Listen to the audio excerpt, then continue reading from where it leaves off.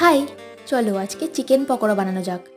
তো প্রথমেই বোনলেস চিকেনগুলোকে মা ছোট ছোট টুকরো করে কেটে নিয়েছে। তারপর দিয়ে দিচ্ছে লেবুর রস, লবণ, হলুদ, জিরে বাটা, আদা বাটা, রসুন বাটা ও লঙ্কা বাটা। সমস্ত মশলাগুলো দিয়ে ভালোভাবে মাখিয়ে 2 ঘন্টা মতো ম্যারিনেট করতে দিয়েছিল। তারপর দিয়ে দিয়েছে কাঁচা লঙ্কা কুচি, ধনেপাতা কুচি আর পেঁয়াজ কুচি।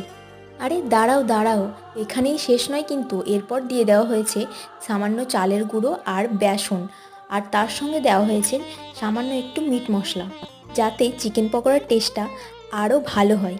তো তারপর আর কি, তারপর সব কিছু দিয়ে দেওয়ার পর চিকেনটা ভালোভাবে মাখিয়ে নিয়ে গরম গরম তেলে চিকেন পকোড়ার শেপ দিয়ে লাল লাল করে ভেজে তুলে নিলেই তৈরি হয়ে গেল আমাদের চিকেন পকোড়া।